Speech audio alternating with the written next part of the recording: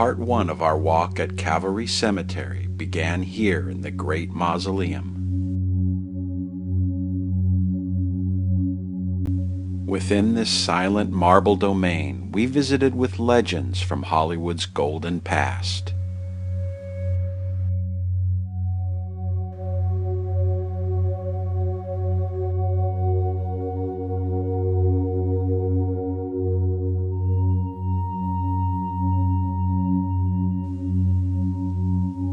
And with controversial figures who brought industry into an oasis. We marveled at the craftsmanship of its construction and the works of art that adorn it.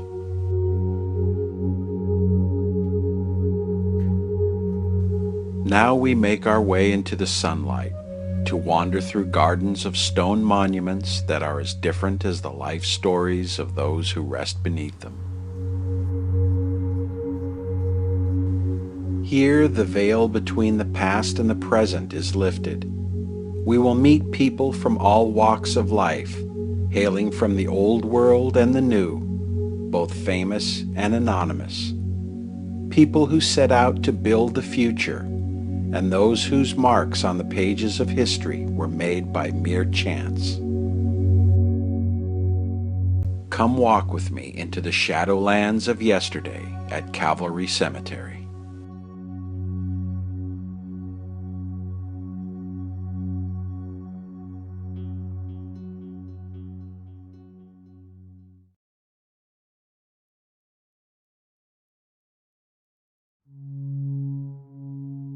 Before we move on from the mausoleum, let's take a stop at the outside crypts and pay a visit to the father of one of show business's greatest child stars.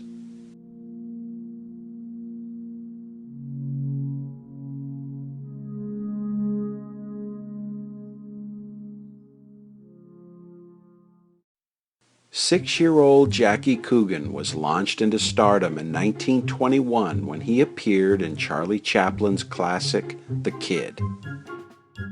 Coogan's emotional performance as a boy abandoned by his mother and who was raised by Chaplin's little tramp transcended his youth and continues to melt the hearts of audiences to this day. In fact, in the scene where he is being taken by the social worker, the anguish in Jackie's face was so convincing that Chaplin had to deny rumors that the young actor was being threatened off camera. In the boarding house scene, there is a comedic moment where the little tramp has a run-in with a sleeping pickpocket. The pickpocket was an uncredited role played by Jackie's father, Jack Coogan Sr. Jack Sr. was a veteran of the vaudeville circuit who was best known for his comedic dances. Some of his routine was featured in the 1919 Fatty Arbuckle short, Backstage.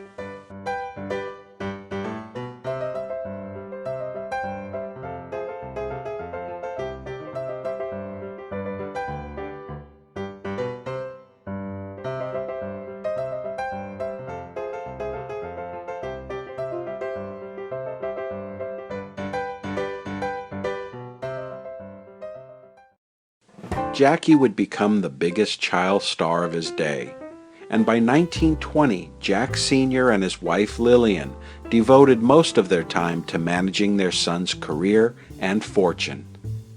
Throughout the 20s, he starred in over a dozen films that repeated the theme of The Kid, where an orphan is taken in by a reluctant but loving father figure. Later, they are separated by forces beyond their control, but are reunited in a tearful climax.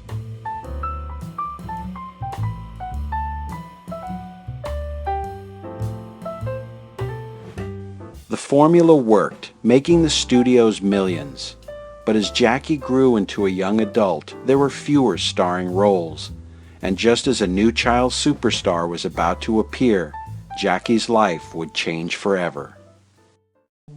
In early May 1935, Jack Sr., his son, and 3 others were driving home from a hunting trip in Mexico.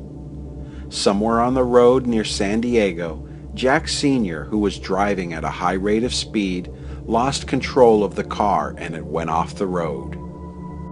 Of the 5 passengers, Jackie Jr. was the only survivor. Among the dead was another former child actor and Jackie's closest friend, Junior Durkin.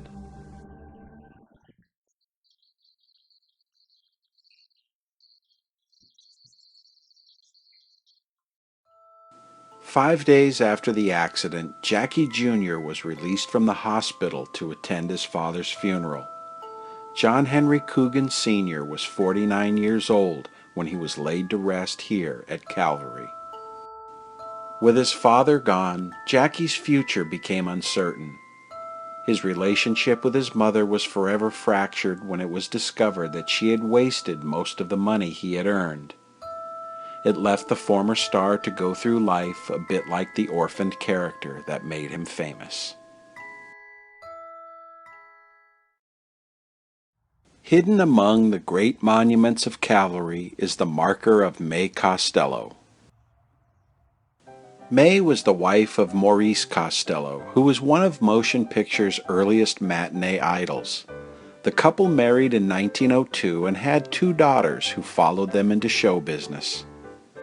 The Costello sisters delighted audiences in movie houses and theaters. The girls defied show business odds by making the transition from child to adult roles. If I know someone who is nice, be nice to know, sweet as she can be, wonderful to me, meet my sister. In 1926, Dolores appeared in The Sea Beast, an adaptation of Melville's Moby Dick. During production, she became romantically involved with the film's star, John Barrymore. They would make 2 more films together, When a Man Loves and The Show of Shows. Helene played a supporting part with Barrymore in Don Juan. 2 years later, she was in the first all-talking picture, The Lights of New York. Another bootleg murder. You see, that's why I want you to quit that business. Sooner or later, the cops are going to find out that your barbershop's only a speakeasy. There's so many other things you can do, Eddie. In 1928, Dolores starred with George O'Brien in the Michael Curtiz epic Noah's Ark. Told in parallel stories set in biblical times and the present day, Noah's Ark is best remembered for its spectacular flood scene.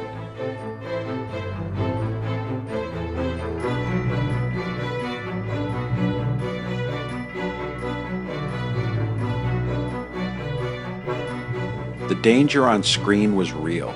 More than 1 million gallons of water was dumped onto the sets that were crowded with extras.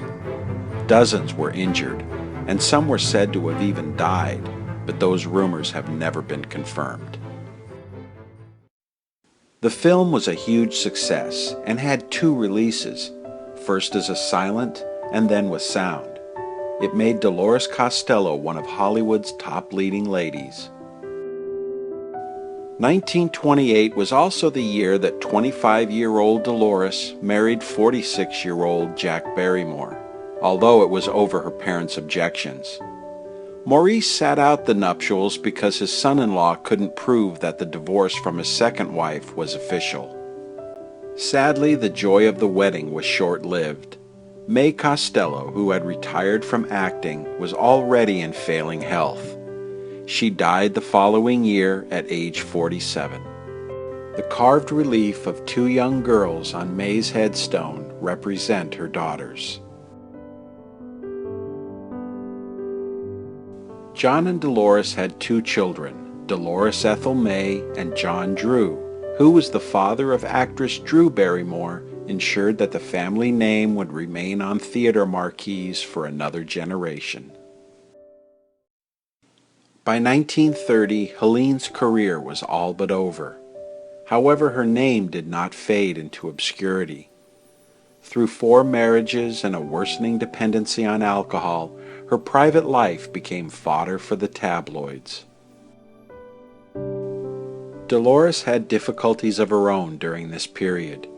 By 1935, her marriage to John Barrymore was over as he began his final descent into alcoholic oblivion. She was taking fewer projects, but appeared in such classics as Little Lord Fauntleroy and The Magnificent Ambersons. In 1948, Helene lost custody of her daughter, who had been in the care of Sister Dolores. She was nearly penniless by the time the divorce from her fourth husband was finalized. Maurice Costello continued to work, but his days as a matinee idol were long over. Until his retirement in 1945, he appeared in mostly uncredited roles. He spent the remainder of his life supporting his youngest daughter, Helene. The end came to the silver screen's first great lover on October 28, 1950. After the loss of her father, Helene struggled to get by until finally the years of narcotic and alcohol abuse drove her into the Patton State Mental Hospital. It was there on January 26, 1957, that she died at age 51. She'd been so long out of the limelight that the newspapers misreported her age. Fewer than a dozen people showed up at the funeral for this once great star. She is buried in the family plot in an unmarked grave.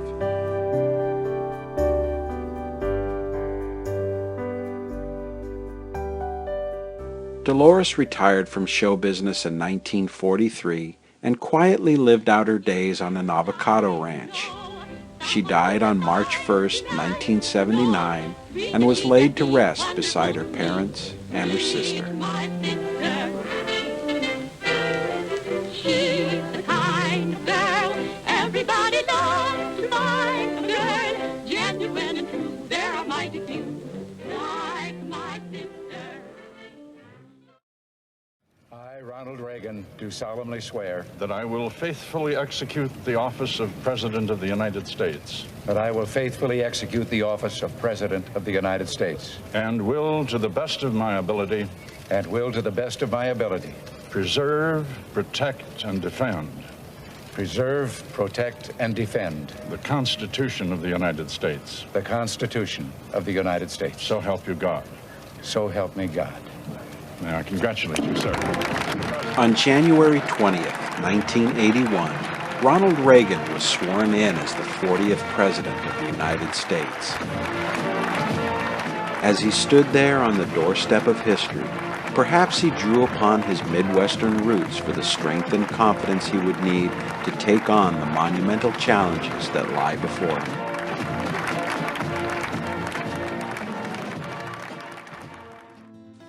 Ronald Reagan, or Dutch as he was called at home, was the youngest of two boys born to Jack Reagan and Nellie Clyde Wilson.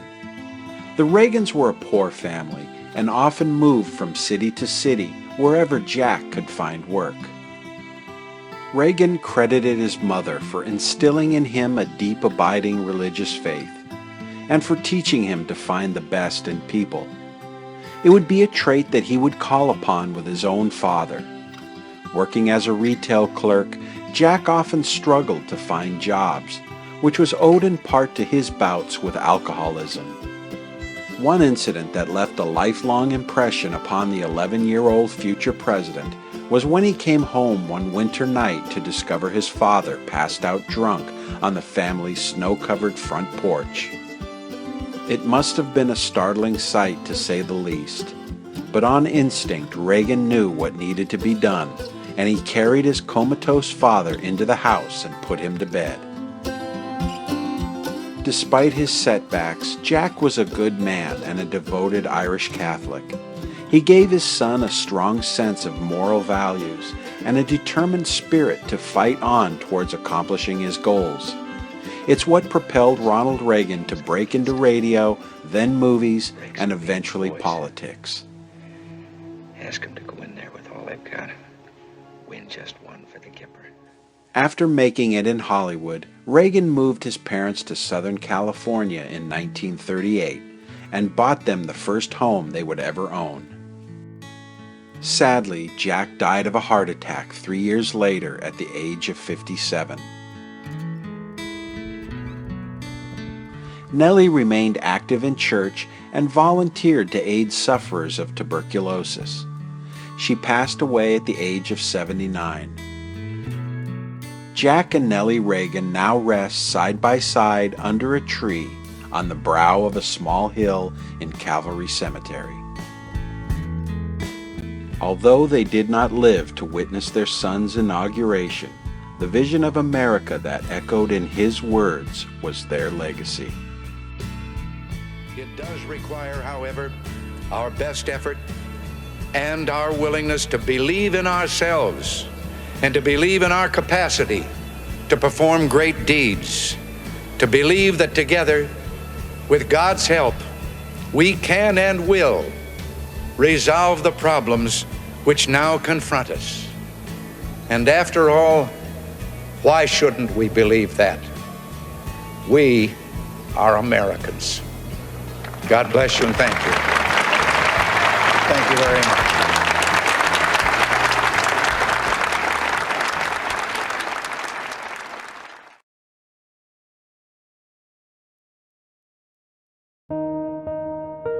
Standing among the grand monuments of Calvary is the private mausoleum of the Friganza family.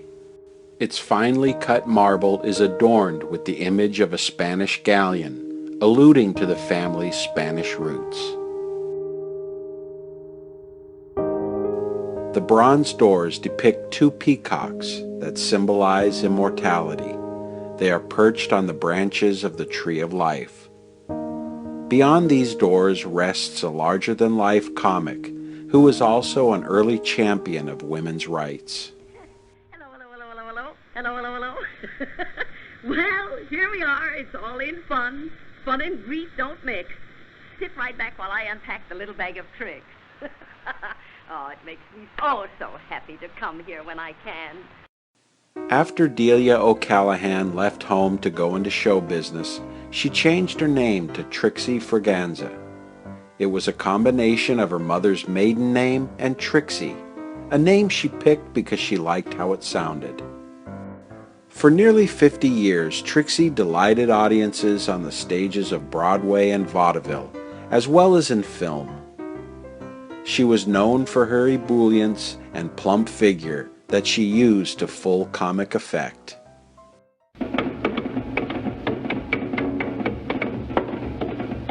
A little girl named Lulu went down to Honolulu to learn to do the hula hoo. But one day little Lula broke her hula when she fell upon her wicky wacky woo. Now this little girl named Lulu who went to Honolulu to learn to do the hula hoo. No more to do the hula. Poor little Lula. For a hula is all black and blue-la. Rig-a-dig-a-dub-a-dig-a-dub. Despite having a lovelorn stage persona, Trixie's personal life was anything but. Through 3 marriages, she never lost her independent nature that decades later was championed by the equal rights movement. Trixie was an outspoken supporter of women's suffrage and gave generously of her time and money to organizations benefiting single mothers and orphan children. Her long, successful career was cut short by the onset of arthritis. In 1940, she retired to the Academy of the Sacred Heart Convent in Flint Ridge, California. Despite great pain and limited mobility, Trixie never lost her famous smile and cheerfulness. Her remaining years were bolstered by her deep Catholic faith and with visits from friends both old and new. When she was asked what the secret to a long life was, she replied, "Don't eat more than you can chew, and don't chew more than you can swallow." Below these stately family mausoleums is the resting place of one of Hollywood's most versatile performers. As a young showman, J. Carrol Naish traveled extensively across North America, Europe, the Middle East, and the Orient.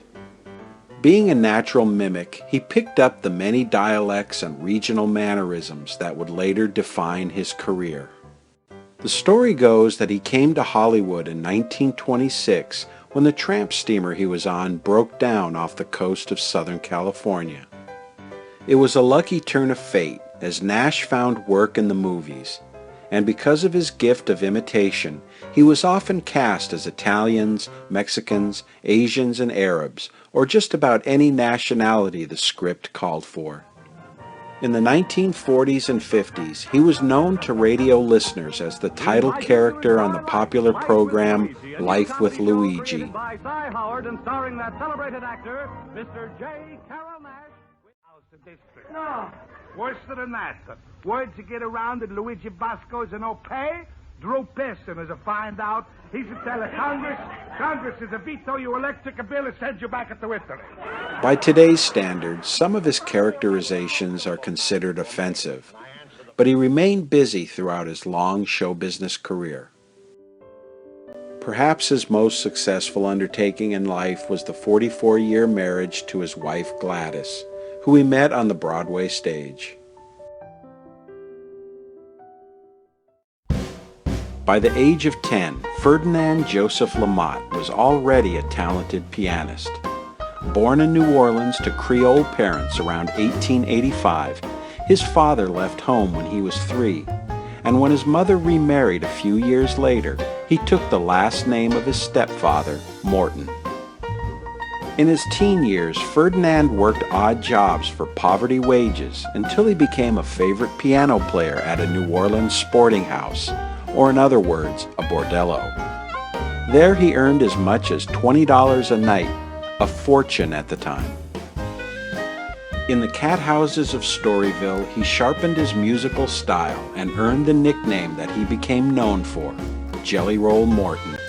His musical ability extended into composition and arrangement, and the eponymously titled Jelly Roll Blues is considered by many to be the first published work of jazz music. Throughout the 1910s and 20s, Jelly Roll toured extensively across the United States and up into Canada. Also at that time, he signed with RCA Victor and recorded such classic tunes as King Porter Stomp, Wolverine Blues, Mammy's Blues, and many others.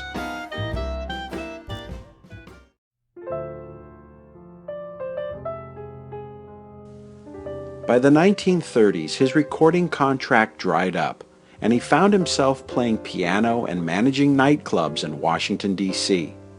In 1938, he was severely injured in a stabbing, after which his wife insisted they leave the city, but not before he recorded hours of music and interviews for the Library of Congress.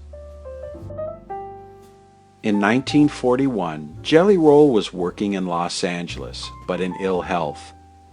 His death on July 10th of that year got little mention in the press, but his impact on the style of music he helped invent can still be felt to this day.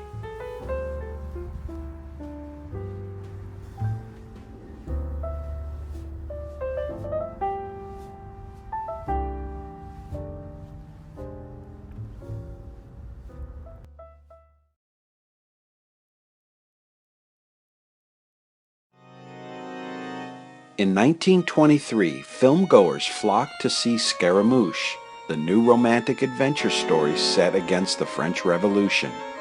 It was director Rex Ingram's follow-up to The Prisoner of Zenda from the previous year. Scaramouche featured the same principal cast as Zenda, which were Alice Terry as the love interest, Louis Stone as the heavy. A fun fact, Stone is perhaps best known for playing Mickey Rooney's father in the long-running Andy Hardy series for MGM. And then there was Ramon Novarro as the romantic lead. Audiences were instantly drawn to the handsome newcomer, who in 1925 went on to star as the title character in the epic Ben-Hur. The film co-starred Francis X. Bushman and May Acavoy, and features one of the most spectacular sequences caught on film with the climactic chariot race.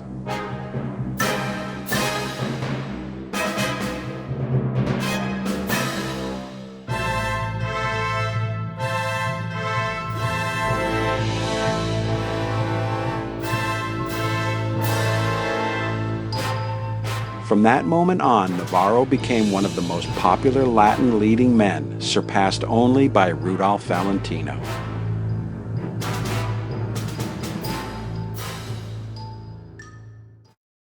Born Jose Ramon Gil Samaniego in Durango, Mexico, he moved to Los Angeles with his family when he was 14.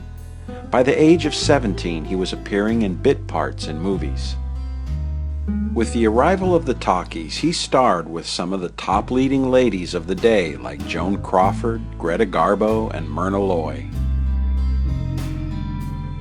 After his contract with MGM expired in 1935, he continued to appear in independent and foreign language films. Later in life, his career was reinvigorated with the coming of television, where he made guest appearances on such popular shows as Bonanza, High Chaparral, and Wild Wild West. Novarro continued to work up until his life was tragically cut short on October 30th, 1968, when he was murdered by two young men he had invited into his Laurel Canyon home.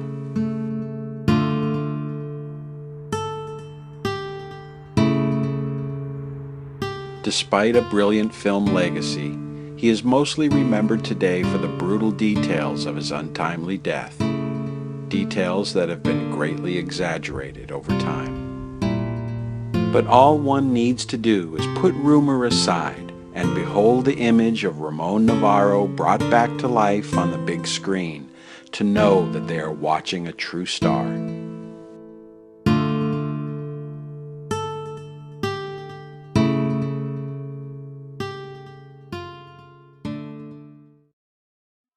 In 1915, former President Theodore Roosevelt attended the Panama Pacific Exposition in San Diego, California. As part of the festivities, he watched a young dancer billed as La Bella Sevilla.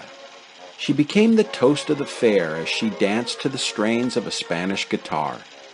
Impressed by her performance, the former president, with the radiant grin, bullishly declared that she was California's sweetheart and the fairest dancing daughter of the Dons.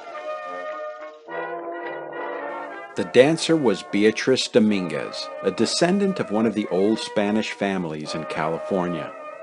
After the fair, she performed on the vaudeville stage and then finally in motion pictures.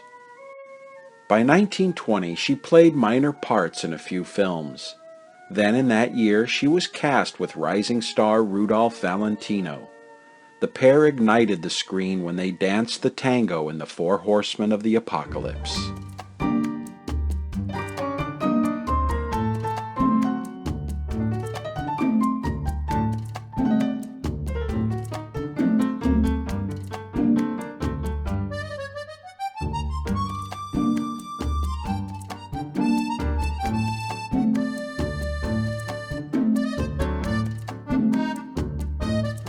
Upon its release in 1921, it became the top-grossing film of the year and had a huge cultural impact.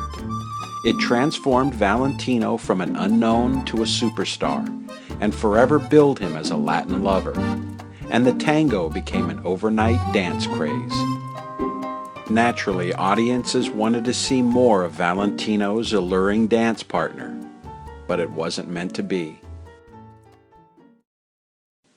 On the eve of Four Horsemen's release, Beatrice was working on a new project when she fell suddenly and seriously ill with a burst appendix.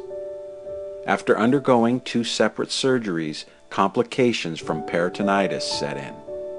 On February 27, 1921, Beatrice Dominguez, California's dancing sweetheart, died at the age of 24.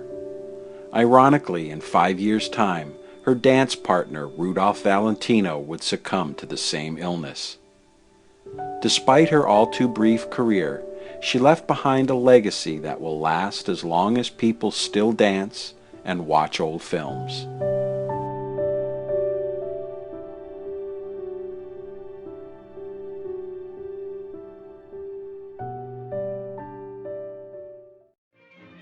When people think of the Three Stooges, the most obvious names that come to mind are Moe, Larry, and Curly, followed by Shemp, and honorable mentions going to Joe Besser and Joe DeRita. Hello. But if you mention the name Ted Healy, you're likely to get a blank stare from everyone except the most astute Stooge scholar. But if it were not for him, the beloved comedy team might never have existed. Ted Healy was becoming a mainstay on the vaudeville stage in 1922 when he brought friends Moe and Shemp Howard into the act.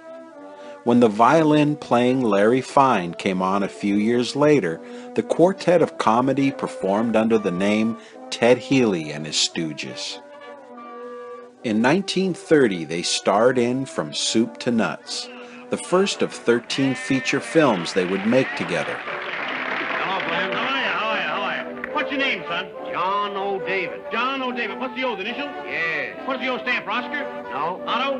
No. Oswald? No. What does the O stand for? Sydney. When Shemp left the act to go on his own, Moe's brother Jerome took his place. To give himself a comedic look, Jerome shaved his head, prompting Healy to call him Curly. The name stuck. Do you drink a cup of coffee? Yeah. Do you like sugar in your coffee? Sure. Ooh, there's a lump. In 1934, Moe, Larry, and Curly left the act and went on to make comedy history. Healy had a busy solo career, both on stage and on the screen. However, he was plagued by money problems and recurring bouts of alcoholism. In 1936, he married Betty Hickman, and on December 17, 1937, he celebrated the birth of his son, but sadly, he wouldn't get a chance to see him grow up. 4 days after becoming a father, Ted Healy died unexpectedly from acute toxic nephritis, a kidney ailment that is the result of alcoholism. He was 41 years old. Normally, that's where the story would end. But in recent years, the official cause of death has been challenged by conspiracy theorists. It's a fact that 2 days before Healy died, he had been binge drinking and was involved in several drunken brawls at a Hollywood nightclub. This has led critics and internet sleuths to suggest that he picked a fight with popular leading actor Wallace Beery and was beaten so severely that it led to his death. Furthermore, it is claimed that to keep their star out of prison, MGM Studios paid off witnesses and the police, and had the coroner falsify his report. Most of the theories, however, are based on hearsay and outright fabrication. But in Hollywood, a town built on make-believe, myth has always trumped fact, and the truth, like Ted Healy, remains buried forever.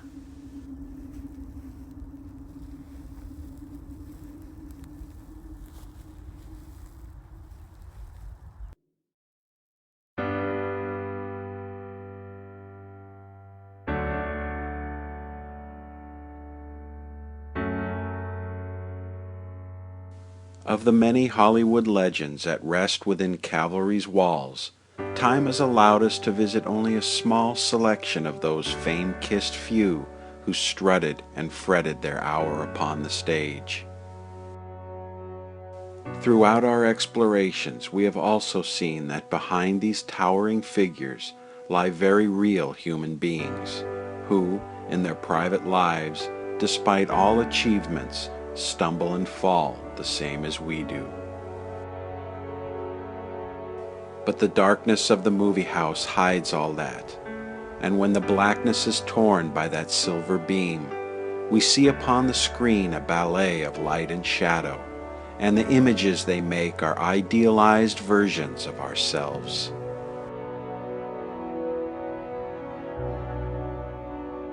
Where nobility and honor dwells in even the most humble among us, and that laughter rejuvenates many a weary soul. Through their example, they caution us that within our hearts not only lies the potential for great goodness, but for great evil as well. As we walk among them here in this quiet graveyard, they remind us of our relentless march toward sunset, and how it does not have to be a solitary one.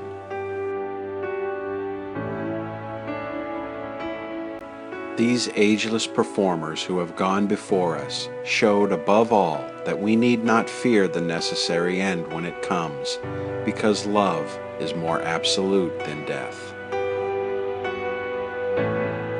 Our walk together through Calvary Cemetery is not yet complete. There are more people awaiting our visit. There are more stories left to be told. But to those who lived and spun tales in the footlights, we bid a fond and an affectionate farewell. A part of you will live within each of us for all time. To bring this chapter to a close, let's borrow an appropriate line from the immortal bard and say, "Out, out, brief candle,